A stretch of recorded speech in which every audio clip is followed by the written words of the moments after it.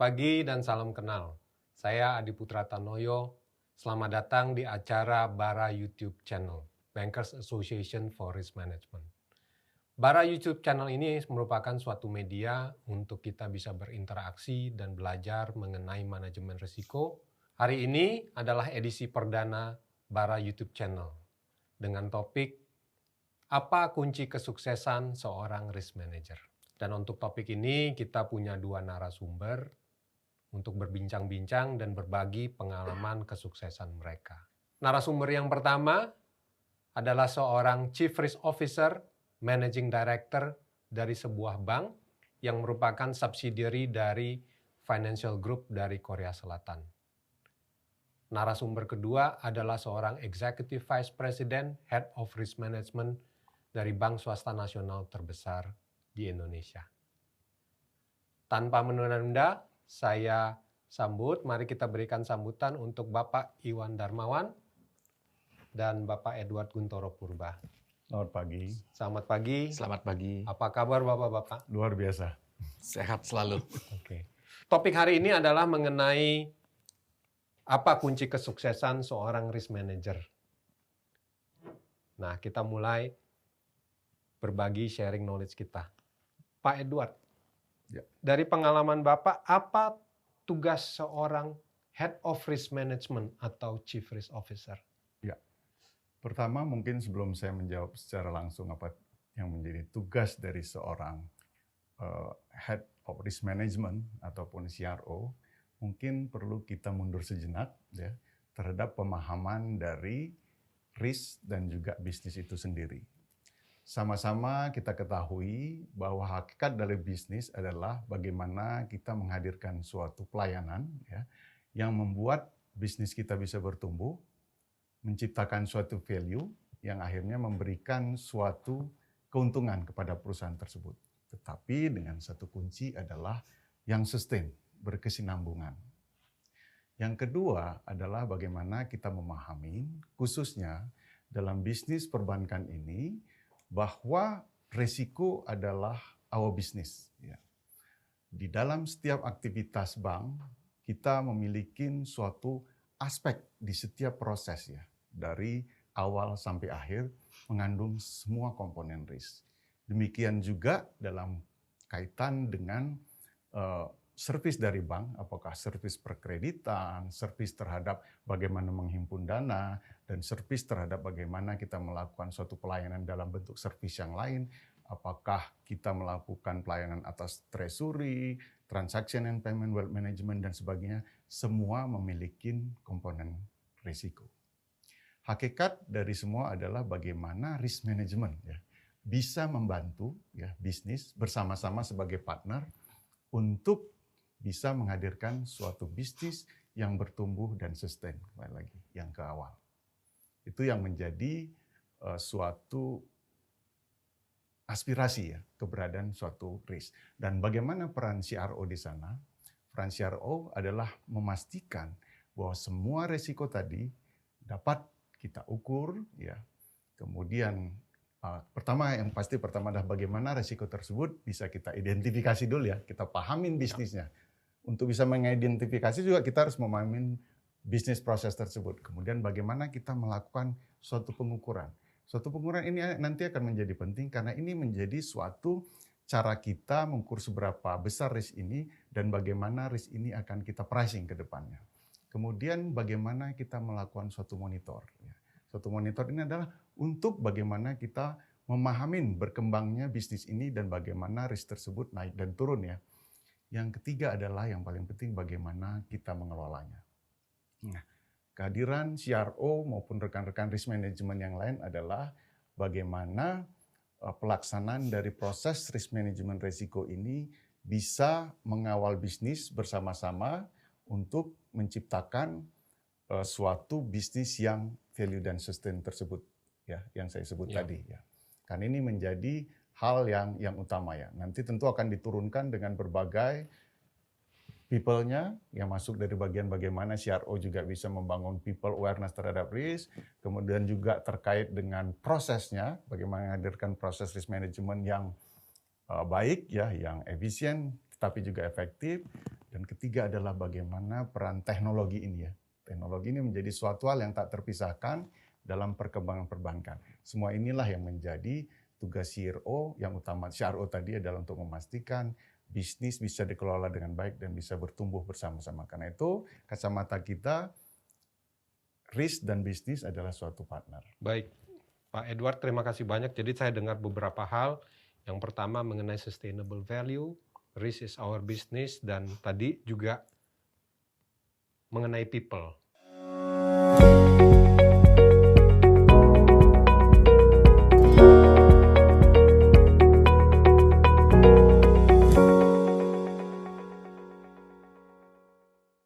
Nah, mungkin saya bisa dapat masukan dari Pak Iwan. Organisasi bank ada yang besar, ada yang kecil. Organisasi risk management seperti apa sih sesuatu yang ideal dari pengalaman Pak Iwan? Oke, terima kasih Pak Adi. Ya, kembali lagi tadi hakikatnya dulu bahwa yang namanya risk management ini adalah partner daripada bisnis. Jadi kalau kita bicara partner, ibarat suatu kendaraan. Dalam kendaraan itu biasanya mobil itu ada yang namanya gas, kita ibaratkan itu bisnis, Ya. dan ada juga yang namanya, saya nggak mau sebut rem, karena rem asosiasinya kayak kita menyetop sesuatu, padahal tidak. Kita adalah mengelola, membantu mengelola. Ya. Di situ. Saya mungkin pakai istilahnya adalah kopling. Ya. Tetapi satu sisi kopling, sisi yang lainnya nih rem. Terkait antara fungsi keduanya ini tentunya harus seimbang. Di mana kalau kita lihat secara organisasi, kita juga melihat tingkat kompleksitas daripada organisasi tersebut. Kalau kita lihat bank-bank di Indonesia, kalau kita lihat commercial bank di Indonesia, mungkin bank-bank di Indonesia ini sebagian besar ini mempunyai cabang yang cukup banyak. Di mana kalau kita lihat cabang cukup banyak, berarti di sini ada suatu tingkat risiko operasional yang mungkin cukup besar. Ya, oleh sebab itu, kalau kita bicara terkait dengan risk management tersebut, kita nggak bisa bilang bahwa ada sesuatu angka yang pasti. Berapa besar organisasi yang harus dibuild daripada organisasi risk management tersebut, tapi lebih ke arah tingkat kompleksitas dan dan bisnis daripada masing-masing bank tersebut. Ya. Jadi sedikit kita ngelihatnya ke arah situ, Pak Adi. Ya. Ya. Biasanya dari yang saya amati ada credit risk, Ya. ada market risk, ada operational risk, dan Betul. sebagainya. Betul. Dari pengalaman baik Pak Iwan ataupun Pak Edward ya, ini mana sih yang utamanya terpenting di dalam suatu organisasi? Apakah credit risk, market risk, atau justru sekarang kita bicara juga IT risk? Ya. Kalau ditanya kembali lagi mana yang penting, tentunya saya akan menjawab semua penting.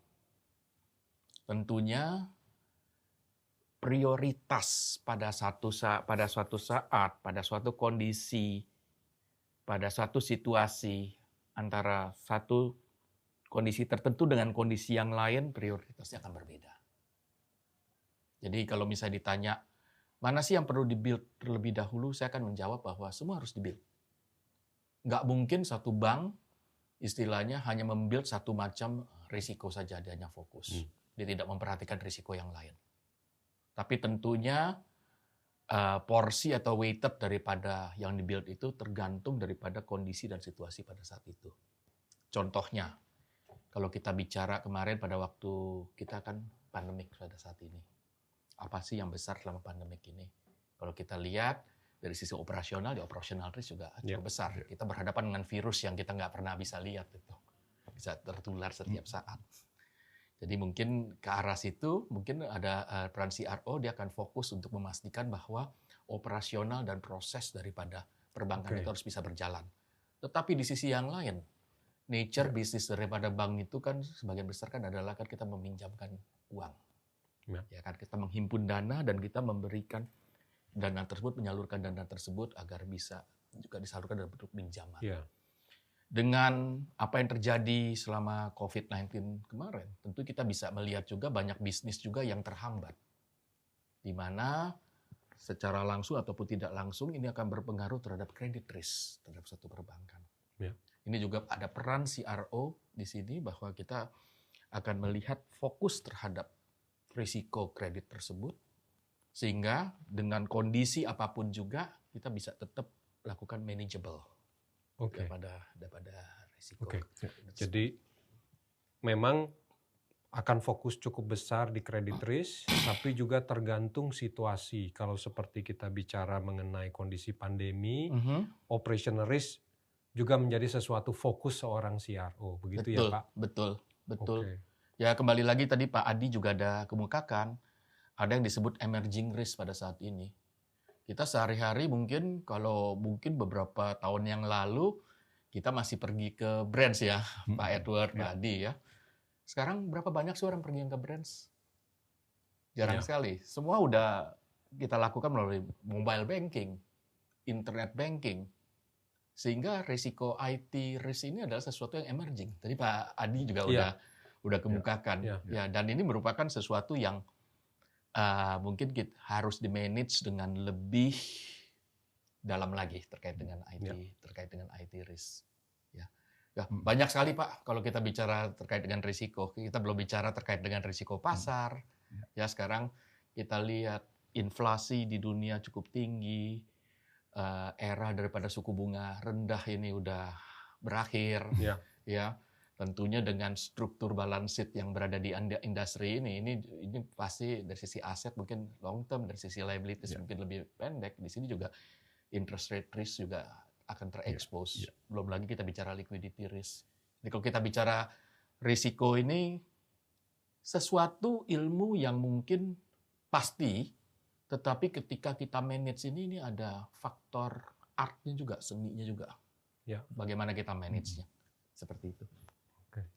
Ya, saya setuju dengan Pak Iwan. Mungkin saya tambah sedikit. Silakan Pak Adi ya. Kita juga melihat hal yang sama gitu ya. Tapi mungkin secara fundamental kita balik ke konsep ya, bahwa proses manajemen risiko ya, the strongest point of the risk management process lies in the weakest link ya. Jadi pengelolaan tadi seperti Pak Iwan sampaikan ya, semua penting gitu ya. Nah, tapi kita tentu harus melihat priority ya dalam pengelolaannya, kecuali kita punya derajat kebebasan untuk melakukannya bisa sekaligus gitu. Karena itu dalam pengelolaannya memerlukan prioritas. Ya, mana yang lebih dulu kita benahin atau kita kelola, kita jaga gitu ya. Secara umum semua dilakukan. Yang kedua mungkin yang harus kita pertimbangkan konsep bahwa high risk, high return ya. Konsep high risk, high return. Kalau saya melihat tadi Pak Iwan, Pak Adi juga agree ya. Saat ini perbankan di Indonesia ini kan income terbesarnya pasti dari interest rate dan itu dari kredit ya. Betul. Bahwa credit risk merupakan suatu faktor yang sangat besar saat ini ya. Dan itu true dan itu juga telah direspon dengan baik oleh regulator ya dengan concern terhadap melakukan suatu program relaksasi untuk menyelamatkan ya perbankan dan juga menyelamatkan customer sehingga mampu nanti bangkit pulih ketika waktunya tiba. Jadi sampai sekarang pun mungkin benar bahwa credit risk adalah merupakan suatu yang porsi yang menjadi perhatian semua perbankan. Di satu sisi juga ada hal yang lain ya, kalau kita dengar gitu ya, apa yang menjadi concern, apa yang membuat kita sebagai CRO nggak tidur gitu ya. Ya itu tadi salah satunya adalah operation risk dan khususnya juga kalau kita lihat adalah cyber risk ya, cyber risk. Saya percaya dengan konsep bahwa risk itu pada dasarnya adalah konsentrasi. Ya, konsentrasi ya. Kalau di kredit ada konsentrasi artinya ada debitur besar bermasalah, exposure besar, maka impact ke perusahaan juga akan menjadi besar. Ya. Nah, bagaimana dengan konsentrasi dalam konteks operation risk? Menurut saya, keberadaan teknologi ya, digital ini di satu sisi mendorong atau memberikan suatu opportunity untuk bank bisa meleverage teknologi, menghasilkan transaksi yang begitu cepat, begitu banyak, begitu murah. Tapi di satu sisi kita pahamin bahwa IT ini terkoneksi ya. Ya. Terkoneksi ya. Sehingga cyber risk ini menjadi suatu hal yang menjadi concern kita juga. Karena bayangkan aja bahwa kalau suatu sistem bisa dikompromis, katakanlah sistem transaksi kita. Kita pernah lihat alamin di beberapa bank, ya even di luar ya, bahwa ATM down 3 hari di negara sebelah ya. Kita nggak sebut nama lah, negara sebelah. Dan apa impact-nya? Kalau misalnya terjadi di bank di kita dan lama, sehingga kita tidak melayanin, tentu akan menimbulkan suatu pertanyaan ya. Pertanyaan terhadap secure nggak ini? Aman nggak uang saya? Bisnis saya bisa nggak nih bertumbuh? Karena saya harus membayar sesuatu tapi tidak bisa dilayani. Nah, yang paling ditakutin oleh kita ya, perbankan adalah bagaimana sampai kehilangan trust. Ya.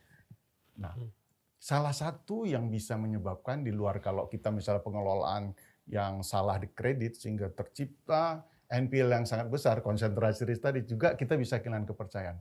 Tapi kalau kita sampai tidak bisa melayani, saya kira kehilangan kepercayaannya begitu besar. Dan hal yang cukup menakutkan untuk kita nih adalah bahwa risk itu saling terkait. Gitu. Iya. Ya. Kredit risk bermasalah besar, reputasi terganggu, operation terganggu. Iya. Ya, begitu terganggu yang kita khawatirkan apa? Terciptanya suatu ras ya, liquidity risk. Kita pernah mengalami ya waktu sebelum krisis dulu. Itu seperti ya kalau liquidity risk itu kita melihatnya sebagai derivative risk ya.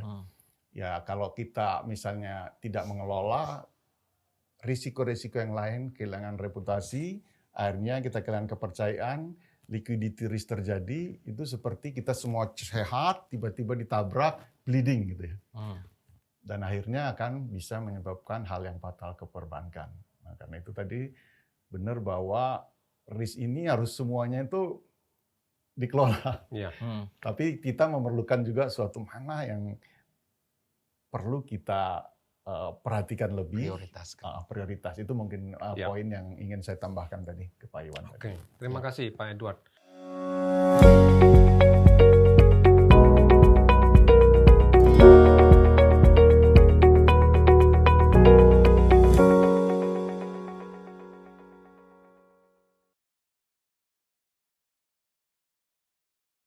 Nah, dari Pak Iwan maupun Pak Edward, pasti ada pertanyaan dari teman-teman yang menonton nih. Jadi sebenarnya kompetensi seorang risk manager yang baik itu seperti apa sih? Kredit penting, operational risk penting, cyber risk, tadi juga kita bicara merupakan sesuatu yang perlu diperhatikan. Dan tadi kalau satu risiko ke risiko lainnya, ada liquidity risk, reputation risk. Gimana nih kalau saya, teman-teman yang nonton ini mau jadi seorang risk manager atau head of risk management, itu kira-kira Pak Iwan, apa kompetensi yang harus dimiliki? Oke. Mungkin saya, Pak Edward, kita angkatan kolonial nih, udah lama. Pada waktu kita muda-muda dulu, mungkin yang namanya risk management ini baru bertumbuh ya Pak, ya pada saat itu ya. Jadi kita ini adalah angkatan di mana risk management itu baru bertumbuh, di mana kita masuk ke dalam bidang ini berdasarkan pengalaman kita. Ya, berdasarkan pengalaman kita mungkin dari bidang-bidang yang lainnya sebelumnya. Tetapi kalau kita lihat hari ini, yang namanya risk management ini sendiri, kalau kita lihat dari pendidikan formal sendiri, udah ada mungkin beberapa kampus yang membuka jurusan yang mungkin sangat spesifik terkait dengan risk management. Kalau kita bicara terkait dengan profesional FRM, Financial Risk Management, ya seperti itu ya misalnya, itu juga udah ada pada saat ini. Ya, ini yang dari GAP ya. Ya, kalau kita lihat maupun yang lain-lainnya. Jadi kalau kita lihat hari ini sebenarnya bagaimana sih cara seseorang ingin masuk menjadi risk management, mungkin jalannya akan lebih banyak. Tetapi kembali lagi, ketika kita bicara risk management ini pun juga kita bicara jam terbang. Karena fungsi kami di risk management sebagai balancer tadi, ya kalau secara organisasi sebagai second line of defense di dalam bank ini sendiri. Kalau kita hanya istilahnya kita hanya bicara, mohon maaf, teori mungkin akan sangat sulit dimengerti oleh rekan-rekan kita. Ya. Jadi di sini kita menggabungkan antara pembuatan satu fondasi atau foundation daripada risk tersebut. Yang kedua, kita juga harus mampu untuk mengkomunikasikan dan membuat rekan-rekan kita yang mungkin yang di ujung cabang yang terjauh pun juga mereka aware terkait dengan risk tersebut. Jadi ada knowledge, ada experience, ada communication, ya. Terus tidak kalah pentingnya dari itu semua adalah eksekusi. Dan ketika kita bicara eksekusi, kita bicara disiplin, kedisiplinan. Dan yang paling penting dari semua bukan hanya itu saja, adalah monitoring, sehingga kita bisa quantify atau kita bisa lakukan penilaian atau kita bisa hitung terkait dengan hal itu. Mungkin itu sedikit.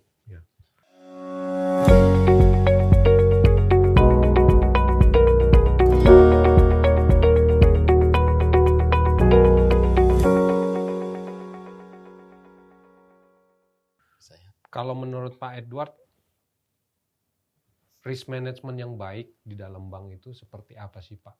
Jadi kita kalau orang dari luar melihat bank ini risknya baik, bank ini risknya baik juga atau kurang baik, itu menilainya dari mana? Apakah dari ukuran bank, semakin bank besar itu otomatis semakin baik, bank kecil itu kurang baik, atau jumlah orang, atau apa menurut Pak Edward? Pertanyaan yang relatif sederhana tapi sulit nih Pak Udi. Sederhana tapi paling mudah dalam menjawabnya mungkin secara konsep ya. Numbers speak itself ya. Numbers speak itself. Ya, jadi kalau kita mau melihat apakah pengelolaan atau suatu bank bagus, tentu kita akan melihat suatu number ya terhadap bagaimana performan dari suatu perusahaan ya. Perusahaan tentu yang sifatnya long term. Karena kalau short term ini tentu hal yang agak bisa ditweak ya. Ditweak ya. Jadi kita lihat by number apakah perusahaan ini adalah perusahaan yang tadi hakikat dari bisnis itu menghadirkan bisnis yang tumbuh ya dan juga sustain ya. Nah ini kalau tumbuh aja kita pernah ngalamin dulu sebelum krisis, kemudian saya analis kredit, ada salah satu mantan senior kita yang nyebut, wah nggak lama lagi kita ini krisis nih. Kenapa? Bank-bank di kita tumbuh gila-gilaan. Ya, kredit dalam bentuk mata uang asing gila-gilaan gitu ya. Tentu performance jangka pendeknya sangat bagus, tapi dalam periode yang panjang tentu. Dan itulah kenapa setelah itu banyak regulasi yang membuat menurut saya peran yang besar sehingga shape dari bank-bank di Indonesia sekarang secara umum sangat bagus. Mau kita compare ke negara-negara tetangga atau negara dunia lain juga kita lihat, kalau kita lihat misalnya ukuran dari pengelolaan bank ya, kita telah menerapkan Basel ya. Even dari awal termasuk Indonesia ini yang bagus nih, yang mewajibkan sertifikasi risk management. Ini hal yang bagus karena Pak itu tidak ditujukan hanya ke risk people kan, tetapi semua ya. Karena apa? Karena hakikat tadi bahwa bisnis bank is risk. Nah ini saya mau meng-connect tadi terkait dengan kompetensinya gitu ya. Dan pemahaman juga bahwa kompetensi risk ini tidak hanya dimiliki oleh risk person, tetapi juga bisnis. Karena sebenarnya secara konsep yang paling bertanggung jawab adalah garda terdepan ya, karena dia ownership dari bisnis. Di dalam bisnis itu ada risknya, dan kita tadi second line of defense. Tetapi semua memang sama-sama bertanggung jawab karena at the end result semua ke semua kita sebagai bagian dari organisasi tersebut. Karena itu risk tadi, karena tadi kita sama Pak Iwan sudah sepakat tadi bahwa kita adalah partner. Seorang risk memerlukan kompetensi pemahaman atas bisnis. Kalau enggak akan silo dan itu akan tidak efektif untuk bagaimana organisasi bertumbuh. Betul. Satu konsep lagi adalah untuk pesan mungkin untuk risk people ataupun teman-teman adalah konsep continuous learning ya. Continuous learning juga diperlukan pemikiran mengenai learn dan unlearn ya. Memang bahwa kita nggak ngerti nih, kita harus belajar nih sama teman kita orang bisnis nih, apa sih maksudnya, dan teman dari bisnis juga, oh risk melihat kacamata apa ya, sehingga partnership-nya ini bisa jalan. Ya. Ada kompetensi-kompetensi yang terkait dengan sains tadi sebut Pak Iwan ya, banyak ya organisasi yang bisa membantu teman-teman untuk tumbuh ya, termasuk Bara ya, karena Bara ini selalu menghadirkan knowledge yang mungkin relevan untuk orang tumbuh sepanjang orang tersebut mau ya, ada organisasi untuk mengambil sertifikasi, dan memang untuk menjadi risk manager keseluruhan memang harus melalui semuanya. Gitu. Yeah. Melalui semuanya. Mau nggak mau, karena bisnis is risk, dan kalau kita lihat ya, kalau berkarir di risk itu, karena harus memahami bisnis, jadi departemen risk itu benar-benar harus all round, harus agile ya. Nah ini yang menurut saya, kalau kita di bisnis kan kadang kita fokus di kredit dulu ya, bisnis ya. Sementara orang risk kan memahamin kredit, memahamin semua dipahamin ya. Bukan untuk menjadi apa, tetapi untuk terciptanya suatu sinergi ya. Karena kan hakikat tujuan keduanya untuk menciptakan value tadi. Jadi kalau dibilang kompetensi apa yang diperlukan, kayaknya semua kompetensi untuk menjalankan bank, seorang risk manager harus memahami itu. Jadi tadi risk management yang baik itu sebenarnya bisa terlihat dari angka-angka performance bank tersebut. Ya. Dan di Indonesia perbankan kita termasuk yang cukup kuat ya di dalam risk management. Tadi seorang risk manager juga harus selalu bekerja sama, memahami bisnis, di mana kita juga minta teman-teman bisnis memahami risk, kita juga harus paham bisnisnya, gitu. Dan memang tadi nyambung ke yang Pak Iwan bilang, kita harus punya knowledge, tapi juga punya experience, dan harus mengcommunication yang ujungnya juga harus kita monitoring pelaksanaannya.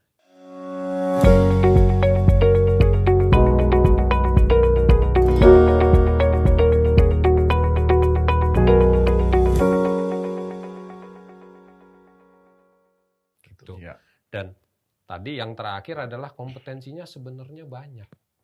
Nah, gimana nih teman-teman yang nonton, gimana saya bisa punya kompetensi yang banyak ini? Pas sebetulnya dengan Bankers Association for Risk Management.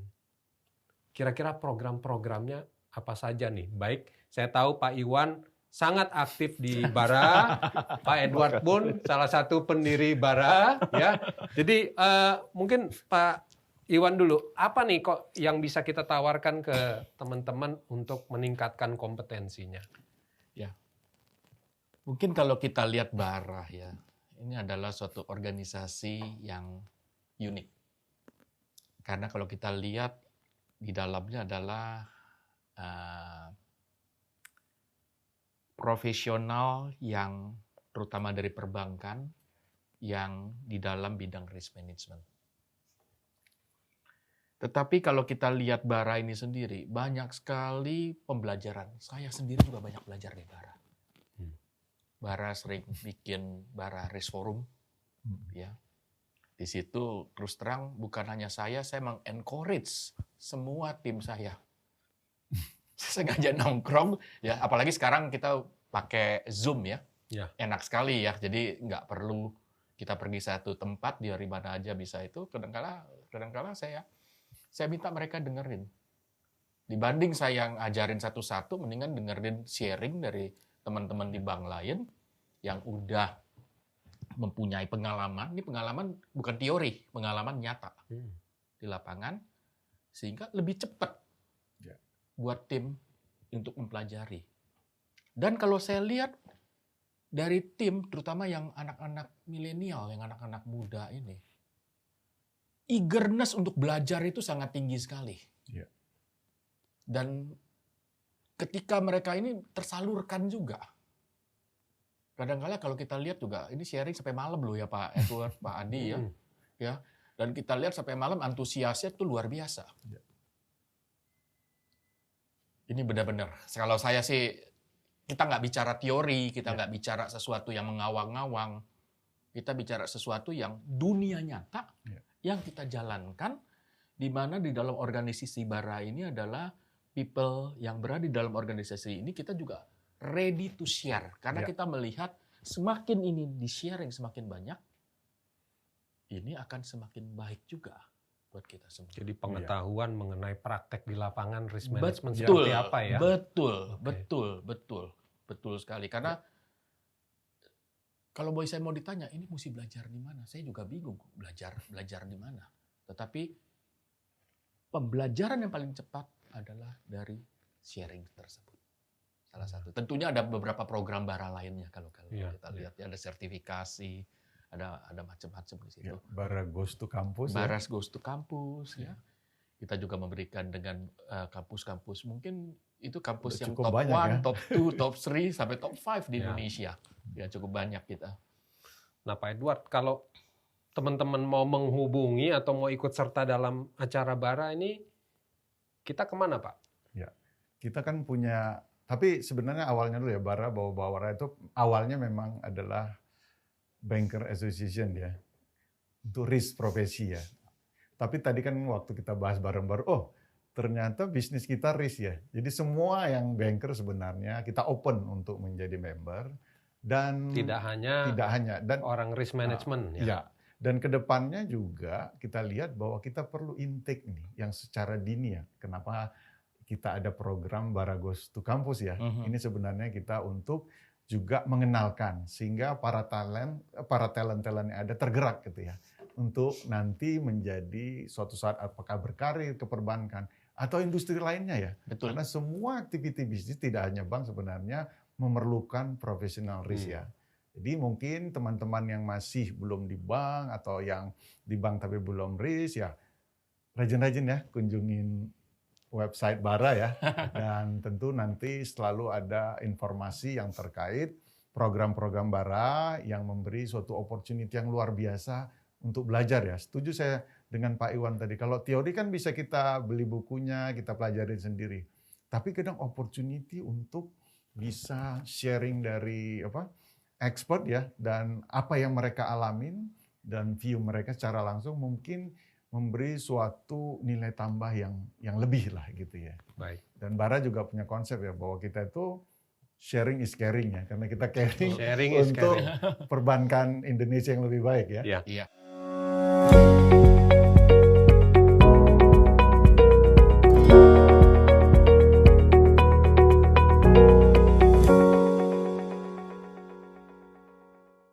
Baik, terima kasih Pak Edward.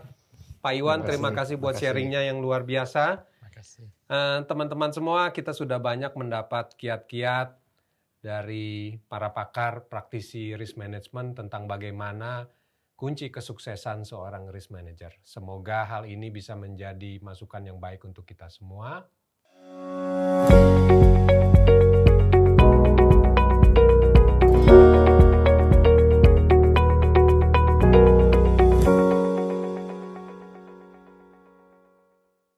Selamat pagi dan sampai jumpa di acara Bara YouTube channel berikutnya.